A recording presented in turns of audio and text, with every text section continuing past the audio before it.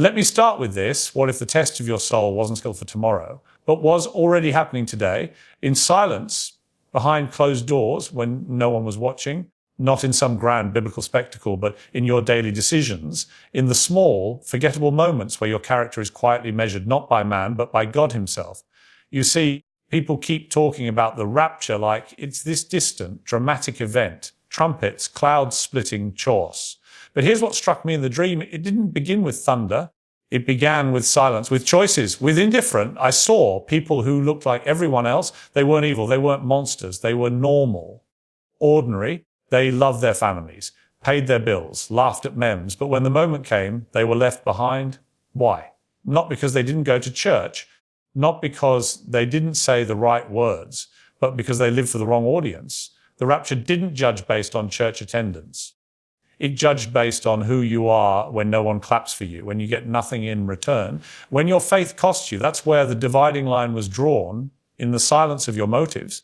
And here's the terrifying part. Most people had no idea they were already being tested. They were waiting for the sky to split open while their souls were already failing the exam of character. Right now, well, at this very moment, you are being watched, not by a camera, not by a critic, but by a God who doesn't miss a breath, a thought, a flicker of your conscience. So the question is not, will I be ready when the rapture comes? The real question is am I passing the test that's already happening?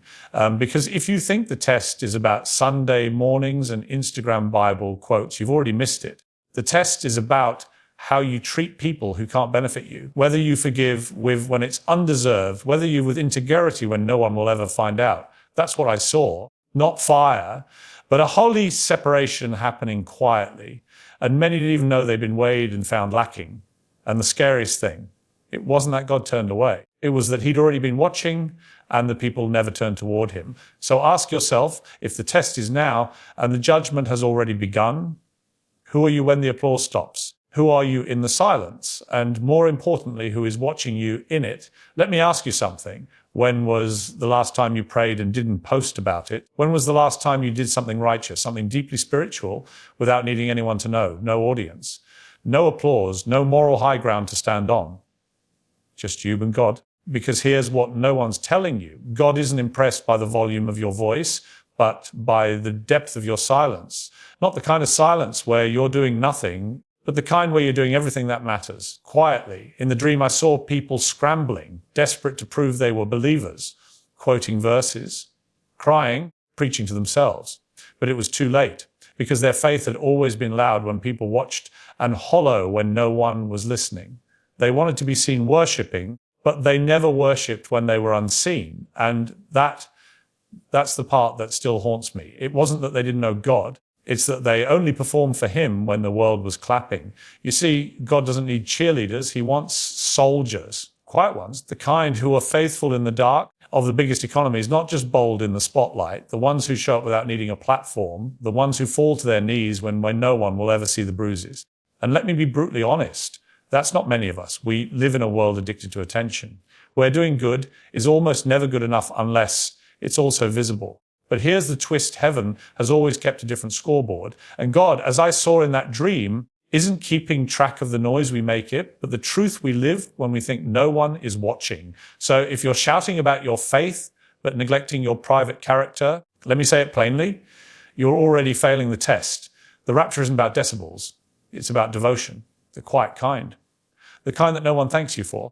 The kind that makes no headlines. What I saw were people stunned, not by fire falling from the sky, but by the reality their performative faith didn't count. It never did.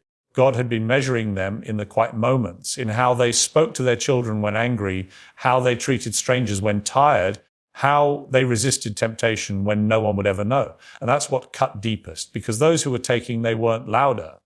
They were faithful. They were consistent.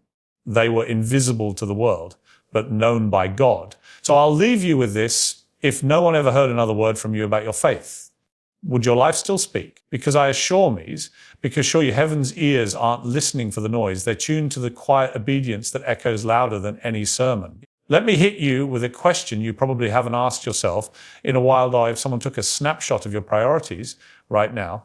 This week, this hour, what would they see? What would they see? Someone preparing for eternity, or someone completely distracted by comfort, validation, and convenience? Because what I saw in that dream wasn't just about people missing the rapture. It was about people wasting their lives on things that don't last. And when the moment came, they weren't unprepared because they didn't know. They're unprepared because they didn't care. Their hearts were buried in what glittered, not what mattered. And let's be honest, we live in a world obsessed with what's temporary, chasing careers, curating lives for approval, living from one dopamine hit to the next, all while the soul gets quieter, smaller. Numb? It's like people are building empires on sand and wondering why nothing feels solid. In the dream, the biggest economies, the ones who were taken weren't the richest, they weren't the loudest, they were the ones who had reordered their lives, who had shifted their values from self to surrender. They chose sacrifice over popularity, truth over trend, and eternal impact over instant gratification. Here's what no one dares say. You'll be judged by what you gave your life to, i.e., not what you claimed to believe, not what you agreed with intellectually, but what you truly pursued. Your time, your money, your thoughts, they all testify against you or for you.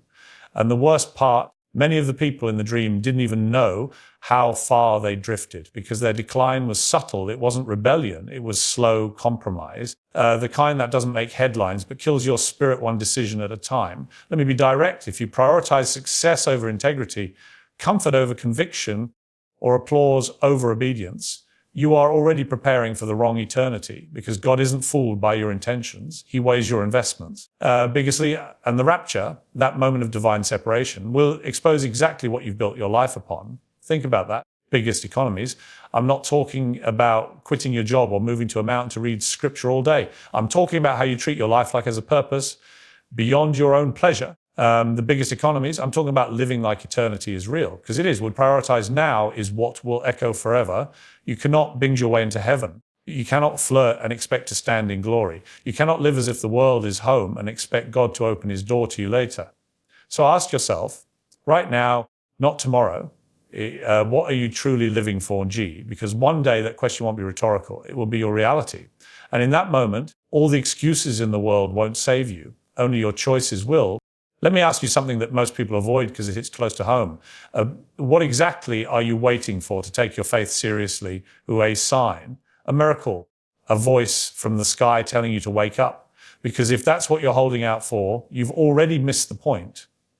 And worse, you might already be too late. It wasn't that God hasn't spoken. The problem is most of us are too busy scrolling, chasing, comparing, and numbing ourselves to even notice that he already has, loudly, repeatedly, through storms, through silence, through people, through pain. And in that dream, what was haunting wasn't just the moment people were left behind, it was that they knew. Deep down, they knew they'd had chances and ignored them. People were running, panicked, looking for answers, trying to rewind a moment that would never return. But the truth was brutal. Why they hadn't been waiting for a sign, they had been avoiding one. You see, it's not about whether God is calling. It's about whether you've stopped pretending not to hear. We like the idea of second chances. We comfort ourselves with it. But this dream, it shattered that illusion. It showed me that sometimes the silence after call is worse than the call never coming at all. Because when it goes quiet, it's not that God has gone cold. It's that your opportunity has passed. That's the real warning here.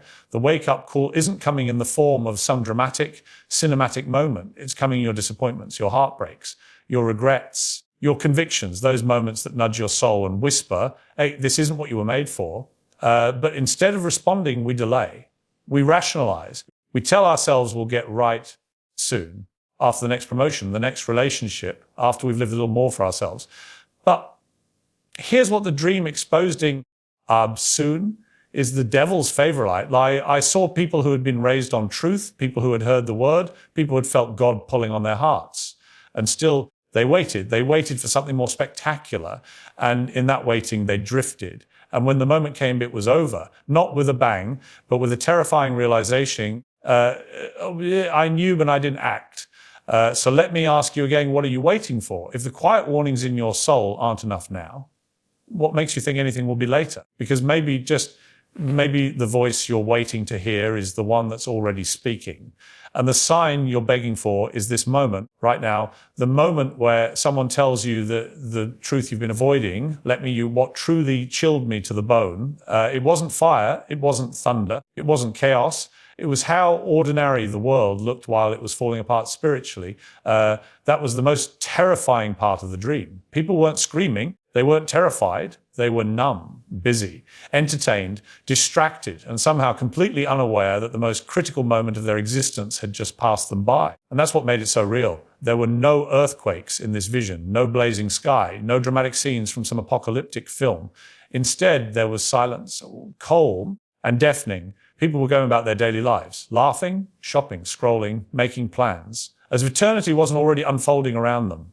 It struck me hard. This is exactly how the end will come, not in horror, but in indifference, because the real danger isn't catastrophe, it's comfort. The slow numbing of conscience, the quantities, the quiet erosion of urgency, that moment when your soul should be on its knees and instead you're checking your notifications. I looked around in that dream and I didn't see evil in the way we imagine it, red horns and wicked eyes. No, I saw apathy. I saw souls who had once been tended to the truth, now too dull to care. People who had every chance to turn toward God, but traded conviction for convenience. You want to know what hell might look like? I'll tell you. It's not always fire. Sometimes it's just this. Living in a world where everyone pretends eternity doesn't matter, where everything feels more urgent than your soul, where you've ignored so many wake-up calls that you don't even hear them anymore. And that is where many people already are. They're not afraid. They're asleep. And that's far worse.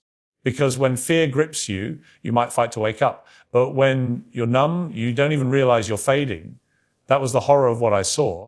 Biggest economies, a generation sleepwalking through grace, snoring through mercy, too full of themselves to realize how empty they'd become. What made the dream unbearable was knowing that they weren't wicked, they were simply uninterested. Not defiant, just detached. They didn't reject God with shouts. They just shrugged him off. And that is the most dangerous for a soul can ever take, because heaven isn't just looking for people who say the right things. It's looking for those whose hearts are burned to live them, whose urgency comes not from fear of judgment, from awe of truth, people who can still be moved, still be pierced, still be changed. So ask yourself honestly, when was the last time you truly felt anything about the state of your soul? Because if indifference has settled in, then the fire has already started and it's burning from the inside out. Let me be painfully honest with you. Well, if you saw what I saw in that dream, you wouldn't waste another second pretending this life is just about comfort, success, or survival.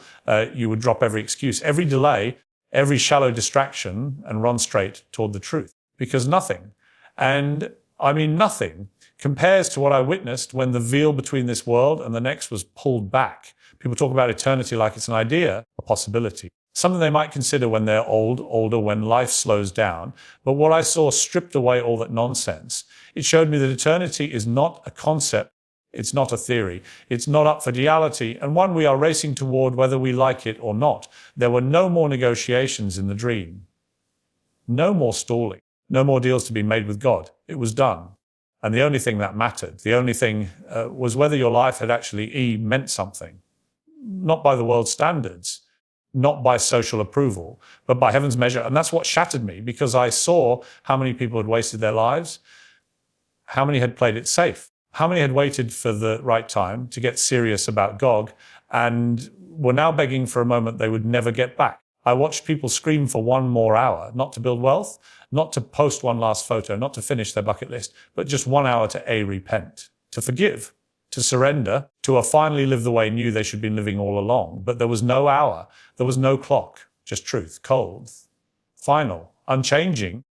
And here's the most gut-wrenching part. They knew it. Every single one of them knew, deep down, they'd had time. They'd had hundreds of moments where their soul nudged them, where the truth whispered, where conviction knocked and they pushed it aside. They weren't ignorant. They were stubborn, distracted, proud. You don't need to see flames to know your soul's at risk. You don't need a dream to prove your life isn't aligned with eternity. You already know. But the tragedy is, knowing has never been the issue. Acting it is. If you saw what I saw, the desperation, the regret, the unbearable silence that follows a missed chance, you'd understand why I'm telling you this. Not to scare you, but to wake you up. The biggest economies. Because if you're waiting for some dramatic moment to turn your life around, you're already gambling with time you may not have. So here's the real question. Or do you want to wait until it's too late to live like you were meant for more due? Because once that line is crossed, there is no coming back. Economies, and the echo of what you didn't dob will haunt you louder than anything you ever said.